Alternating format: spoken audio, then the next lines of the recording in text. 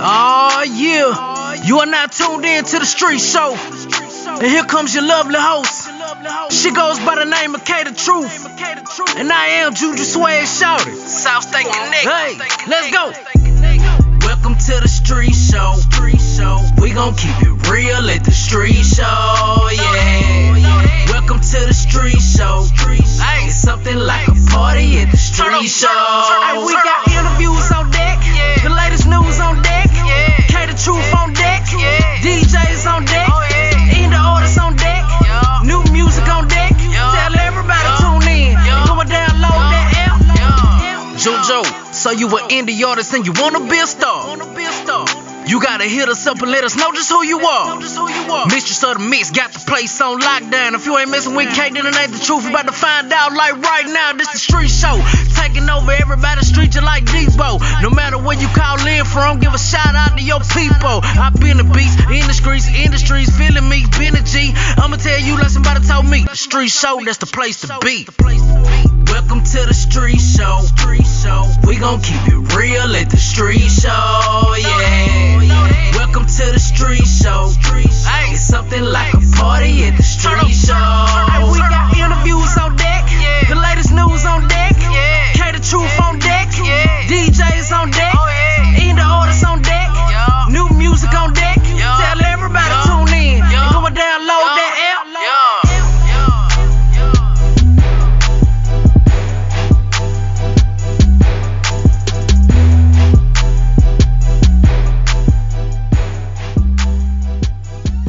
Welcome to the street show with your girl, Kaye, TheTruth. In studio today, we have the one, the only, Novacain420. What's up, Novacain? I'm doing good. You doing great. Tell us about your new single, Tastes Like Kool-Aid.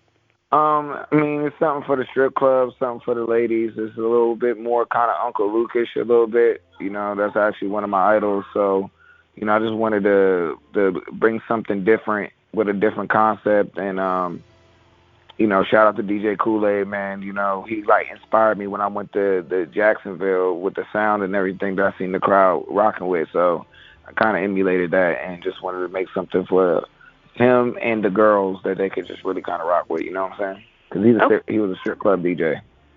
So right now you're doing your thing with Tastes Like Kool-Aid. With Spotify, you have 150,000 streams? Yes. So, you know what I'm saying? I'm excited about that. That's doing well.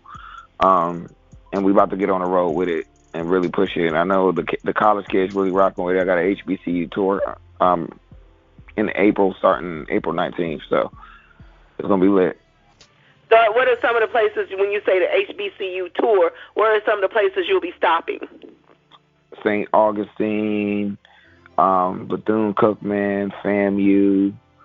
We looking at Clark right now. We not really, you know, we trying to negotiate and get me up there. So, yeah, those are the schools right now that I'm going to be tapping in with. And you know I've been rocking with you forever, for a long time. But now I want to take it on back. Tell the people how you actually got your career started. Well, man, like, it started, me and my brother was in a rap group.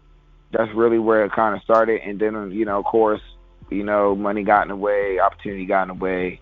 So we ended up departing, and then I started doing my own thing in Indiana for a little bit. The music scene dried up, so I came to Florida. And when I came down here, I had a lot going on. I was already on tour. My song was on the radio at that time. A song I had called Swag Kill and everything. I was charting on iTunes. Atlantic Records was coming down. So it was a real busy time for me in that time. And then I just been rocking ever since. I didn't take the deal because it wasn't worth enough money. I was already making $100,000, and they wanted $50,000 for 5 albums, so I wasn't really gonna do that. So I just kept working, and I'm still here working until I can get the deal that I want. You know what I'm saying? And we gotta make it make sense. If the math is not math, then we're not gonna be able to do it. So I totally agree with you on that. Yes. And right now, what are you? You in Hollywood, Florida, or which part of Florida? Hollywood, Florida. So I've been down here in Broward for the last 4 years, aka North Miami, where I'm at. And yeah, so I really like the scenery down here, the music scene, the women, the lifestyle, everything. So this fits more my vibe. Okay.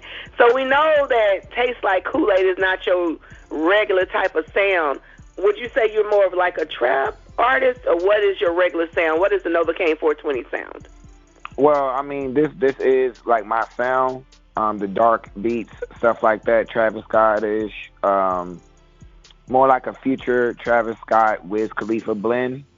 I got more of the cool laid backness of a Wiz Khalifa, melodic vocals, and like the my beat selection is more like a Travis Scott, and then Future more of that poppin', that toxic masculinity shit. You know what I'm saying? So that's where I'm at with the sound, but I'm a blend between, I will say, alternative trap and alternative rap. Like I really am a fan of Juice WRLD. I'm a super fan of Wiz Khalifa. I listen to old school alternative rock like Nickelback and Linkin Park. So I'm really up that alley. Don Toliver, Travis Scott, all of them, Fetty Wap, Future, Young Thug. I'm more into that more alternative rap lane. Okay. So with Tastes Like Kool-Aid doing this thing, who actually produced the track? Yeah, there's this producer that I met off YouTube named G1. He was actually the dude that like produced it for me. And then, I just purchased the rights to the track, stuff like that. When it comes to like actual executive production, that's me and Teddy T. Teddy kind of helped me come up with the concept. I wrote and arranged it and produced it in that aspect like that. So yeah, that's pretty much what it is. That's who produced it and brought it to life like that. Shout out to my homie Dread Beats, because he actually put his print on that track as well. So that's the whole squad that kind of helped me get that done. And I interviewed Dread Beats years ago. He made a beat for me that I still kind of use on some of my introductions. Shout out to him. We have to give a shout out to Wild Man Teddy T, who has been 100 and doing his thing in the game, always moving and shaking and moving. Yes. Yeah. So do you write all your own music? Yeah, I write all my stuff. I get inspiration from different things, but like when it comes down to the writing and like delivering and stuff, like I'm really an off the top kind of person. Like I don't really think, I used to like pre-write my stuff, but now I don't really do that. It's gotten so easy for me now to where I'd rather catch the vibe right then and there. Tastes Like Kool-Aid wasn't something I wrote. It really just came out. You know what I'm saying? So like, yeah, I don't write anymore. I'm more of like a what you call like improv kind of when it comes to music. Yeah, impromptu or something like that. Is that what you're trying to say? Yeah, like it's like more on the spot, and then I know how to drive the wheel from there. Okay.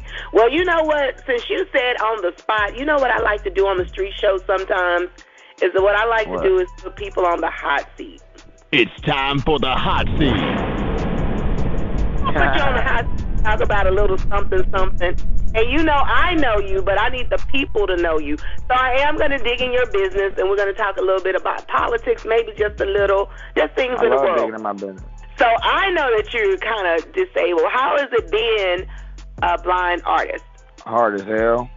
I ain't even gonna like this is if rapping as a normal person is hard. It's 10 times that being blind. Like of course I have a little bit more of a shock factor there and more of a kind of gimmickish thing to where like at least softens people up when they realize I'm as good as I am.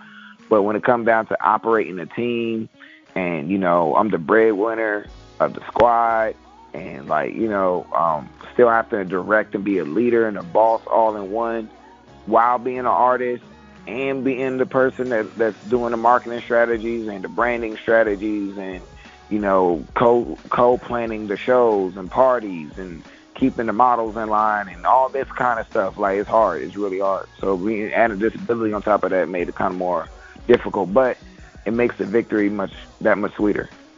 Okay, but you know what? You make it look easy though. Yes, so I do. They keep going. The fact that I started it and I'm not a quitter. I've never been a person to quit anything in my life. So it's like, I'm going to do this whether I make it to the tippy top or not. Like, I'll probably be 50 years old still rapping. You know what I'm saying? Just it's a part of who I am. But yeah, my kids, not wanting to let my kids down, not wanting my shorties. I put a lot of time in this. There's a lot of people depending on me, so it don't matter. Even if I'm, just gonna get that one big record and then I'm done, I at least want to get people to that finish line and show my respect for everybody investing their time and their resources. Yes. Well, I commend you on keep going strong and keep doing your thing. So with that being said, what are your 2 accomplishments that you're most proud of in the music industry as a whole that you're able to get through? Being able to walk off the stage and walk around some of the venues that I've trained myself to do that at. When the stage not too big, I jump off the stage, get out there, touch the people, not being scared to bump into a table. I might bump into a person and they like grab me and be like, "Yo, you good, bro? You good?" And like, it's just being able to have the courage to be one of the first blind entertainers to leave the stage. That's something I'm very proud of myself. A lot of blind entertainers have never left the stage. I guarantee I'm the first blind entertainer to get off the stage. So that's one of the things that, is a really big accomplishment for me. And also being able to, go city to city and get crowds to sing my song that never seen me before, Right. That's another accomplishment I'm proud of. I can go to any city, any kind of show, any crowd at this point, and I know how to level with them to a point to where by the end of that performance, they're going to be involved.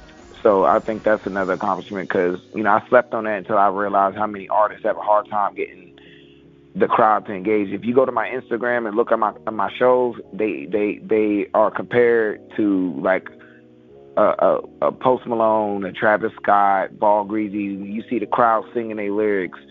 You could put my videos side by side with theirs and see the same thing going on. So that's a big accomplishment to me. That is a great accomplishment.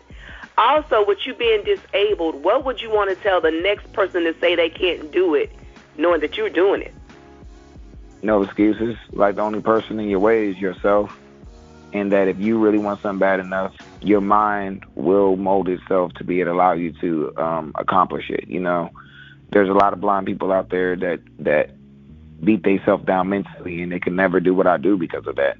There's a lot of sighted people that I out-hustle every day because they're crying about something in their life that just shouldn't matter. Like, oh, man, I lost my job yesterday, so I guess I don't know my bills going to get paid, or my girlfriend don't believe in me, so I ain't going to rap. Well, I can't see. My mom is dead, and my stepdad is dead. You know what I'm saying? I have no brother support. I really don't have no support from my aunties or anything, and I still came from a little small city called Fredericksburg, Virginia, and I'm here now in South Florida meeting Baby Blue, meeting Trina, taking pictures of Ball Greasy, touring colleges, making money. Was able to get my family in a house. My girl don't have to work. My kids are straight. I'm not rich, but at the end of the day, nobody in my family or in my house have to slave to anybody else. So at the end of the day, I'm cool, and that shows you that it's possible because if I'm doing it, you can do it. There's no excuse for it now. Now that you've been exposed to something like this, you got to ask yourself, what are you doing? Well, I can say this. You definitely motivating me, and I'm sure your story is motivating others. We need to hear this. People need to hear this every day because there's a lot of people that's in depression, want to commit suicide, and think they can't do it. And you have more obstacles than most that you actually jumped over, and you get into it. You get into the business. Like you said, you have your organization skills, organizing events, and you get into the bag. There are no excuses when you're doing it every day. So I commend you. So I do have another question. Why the name Novacain420? Well, originally it was just Novacain, because I'm from Northern Virginia. So that's where you get Nova. I'm blind. I walk with a cane. You get Cane 420. I added that because people kept using my dang name, and I smoke a lot. So I was like, I'm a big marijuana advocate. So I was like, why not Novacain 420? It is what it is. Nobody got it. It's mine. So. Right. Well, now it's something your plans to open the shop, weed shop or CBD or whatever they be doing. So that would be your next goal to add with that 420, that Novacain. Yeah. Sure. Yeah, and I got my medical marijuana card too, so I'm legal. So. Okay. So now, I want to slide on over to the worldly type of events. So, which this is not really that bad. What did you think about the Grammys? Do you think Beyonce needed to win Album of the Year? Do you think Beyonce tickets are too high? Because I've seen as much as $4,000 for a seat at a concert. What do you think about that, being an artist? Beyonce is a luxury act. Seeing Beyonce is equivalent to, having caviar on a gold ship in the middle of the Atlantic Ocean. She's earned her right to charge whatever she wants. I'm not a Beyonce fan at all, so don't take that like that. I can't stand Beyonce. But branding wise and entertainer wise, she is, she rivals someone like a Michael Jackson. So I don't think Beyonce is talking to her general fan base with those prices. I think Beyonce is smart enough at this point to recognize she's a luxury act, and her target audience are mainly people that will probably listen to jazz. The same people that will go will pay to see a reenactment of Bach. Is the same, and Mozart are the same kind of people that's going to go see a Beyonce concert. So her tickets are well priced for her target audience. I think she's just letting a lot of the normal general population know that, I'm really not serving y'all at this point. At this point, I'm really just, wanting the bag. So, I'm sorry, go ahead. Yeah, and also with the fact that if somebody buys those tickets, she can guarantee that the interaction and the crowd engagement is going to be there, because no one's going to pay that much money unless you're a super fan. Right. And I love the way you say things and you put it. You are correct. She's definitely a luxury act that I cannot afford. But, girl, do your thing. They continue to do it. So, with you being in Hollywood, Florida, and I don't know what the temperature is like in Hollywood, Florida, what are some of the things you would like to see changed in your community?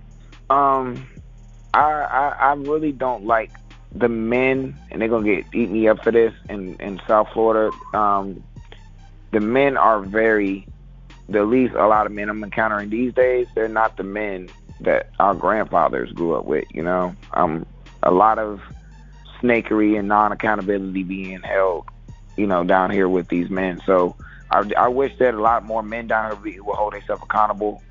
And then the women, they overly,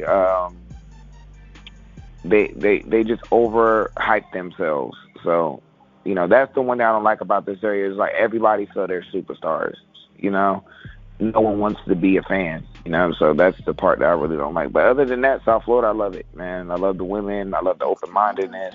Me and my chick, we poly, so there's a lot of polyamorous kind of girls down here. So, I don't mind. You know what? When you kept saying you love the chicks and you was talking about your girl, I was wondering. So why do you think the poly scene is taking over? Because everywhere you look, you can at least count 3 or 4 people who's doing it, or even on social media, you see it. Why do you think that is? Fake. They are not real. They're doing that for likes. I don't like the fact that it became so mainstream, man, because this is a real lifestyle, man. This is not just some, I don't want to have sex with multiple women. That is just a perk. But me and my shorty, we more looking for community building. We haven't been able to find that yet, but we more looking for wealth out of it, community. The goal one day is to have a farm and land and all this stuff, and 4 fine women from different cultures. Cause I feel you can't put 4 black women in a relationship. It don't work. So have you tried that when it didn't work? Or why you can't put, okay. Because my girl's a very beautiful, naturally dark-skinned, beautiful woman. So that's going to make a lot of black women get mad and jealous at her. She's just naturally Nubian goddess beautiful. You know what I'm saying? Okay. So because of that, a lot of other black women get jealous, and a lot of black women are not followers. So you can only have one alpha or one queen, you know what I'm saying, out of that group. They're not going to follow. Black women is not following nobody. They don't like that. So you have one queen, which is the black woman, and then you get a Dominican maybe. You can get an Italian. and different kinds because they're all going to follow the leadership of the queen. But if you get a bunch of queens together, they just not going to have that. So that's why I think that it's better to be like that. Well, thank you for letting us dig into your life on the hot seat. Now let's get back more into your music. So, Novacain, tell the people where they can find Tastes Like Kool-Aid. You can stream it on Spotify, of course. You can stream it on Audio Mac. You can stream it on Apple Music, anywhere like that. YouTube, we got some of the audio versions up. I did have a music video for it. I'm thinking about letting it just stay up or relaunching the music video. But I'm going to do another one because the camera guy kind of messed that up. So, but right now you can listen to all streaming platforms. It's right there for you. And shout out your social media and tell the people where they can find you. At Novacain420. Like, anywhere that I want to be found at, that name is going to be there. If you can't find me on the platforms, because I either don't want it found or I'm not there. So, at Novacain420, Novacain 420. The OnlyFans will be coming soon, and the Pornhub account coming soon. So look out for that. You said Pornhub? Keep searching Novacain420 Pornhub. Well, okay. So the Pornhub for the video, or are you going to be making porn? And then I'm going to leave it alone. I'm working on X-rated actual music videos. Like, my idea of it is to actually have the scenes in there, the sexual scenes. And then, but still be performing my music like a normal music video. But the B-roll will actually be the stuff that I'm talking about in the song. So if I'm saying, do that Tastes Like Kool-Aid, then best believe would be girls in there, and that would be in the video. So I'm still working on that because I got to find the right talent and get the right stuff going for it. But I'm going to release the uncut videos on those channels. You know what? I have to say, sex sells. And what you're talking about is a smart idea. I don't think, Thank you. I think it's a smart idea because I know most of the I'm based in Dallas. Like, just say Yellow Beezy. He got his start, the strip clubs. He would go, pay the strippers and they go out and do whatever and push his music. Sex do sell. If they click on that video, you finna get some money. On top of it. Yeah, I'm gonna get some money. I'm gonna get some money out of it. I'm about to, and then this allows me. See, my mind is business, so I'm thinking, okay, I can't afford to get Beyonce and them, and they celebrities, but what I can afford these famous porn stars. I know that. So if I wanted to, do a collab with a famous porn star and bring her in the video, I'm gonna get views off of it. It's guaranteed money. I'm gonna have my OnlyFans going. And then I'm going to bring the real life experiences. That's what I mean. Like, I understand I'm sex, drugs, and hip hop. Like, I'm just being real. I'm not a guy that you take home to your mom and dad. Like, I'm a very different kind of dude. My girl, I don't know how she was able to tame somebody like me, but she is. And, we've been together for 8 years, so shout out to her for that. But, I'm really more of a, I really believe in sexual freedom. I believe in just freedom, period. So I guess this is me kind of acting out against the Matrix, but I really am big into that. So there's a lot of money in the sex industry people are scared to go get, and I feel like if someone like a Tekashi 6ix9ine could have took advantage of it, he didn't. There's people that can take advantage of it, like Megan Thee Stallion. She's dropping the ball. Like, you know what I'm saying? Like, there's so much money over there, but people they want to play in the other arena. I truly feel like that if you're just open, and with the way the world is now, with sex shaming and sexual shaming, this is the best time to get in there, because if anybody say anything, you could just cancel them for sex shaming. So, right, I agree with that. So, which I already spoke on when we was doing the hot seat, that you're disabled, you're blind. So are you able to see a little bit? No. Or are you completely blind? I'm Ray Charles blind, 0 sight. So, with that being said, when these women come, are you grabbing like Ray Charles did? I don't know if you were, I don't know. But in the movie, he would touch like their wrist and see if they were too fat. And if they were too big, he would mess with them. Do you have a method like that you use, or you just have someone tell you like, oh yeah, she hot. I have really good luck with women. Like, you know what I'm saying? I'm grabbing butt.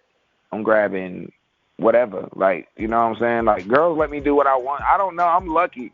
I'm a lucky guy, man. Like, I'm not going to lie. I attract very beautiful women, but I also believe that you catch what you bring to catch it with. You see what I'm saying? So because I'm like, I feel like I take care of myself, I'm attractive. Do I got flaws? Yes, but I keep myself up. I dress nice. I dress for women. I'm very confident in the way I dress.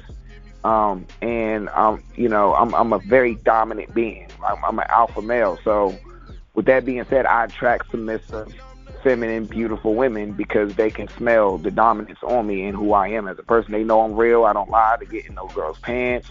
Nothing. I keep it 100 all the way across the board. And I just think women appreciate that. So I don't really have that much bad luck. In the beginning, when I was in Indiana, I was catching a bunch of, bad ducklings down there. But my girl was kind of like, I got lucky to find her down there. And that's because she's from Kentucky. So she's just like Southern bred. But, when I got down to Florida, it was over. It was over down here. Like, you know what I'm saying? So I think that you catch what you bring to catch it with, Right. If you got a messed up fishing pole, you're gonna catch some small fish, I'm trying to hold it in because you definitely have me about to scream with laughter. This messed up fishing pole. Right. Well, I definitely want to make sure I don't have a messed up fishing pole because Lord knows. But anyway, I definitely enjoyed having you on the street show. We're going to go ahead and get into Taste Like Kool-Aid. And this is Mr. Novacain. You can find him on all social media at Novacain420. And we're out.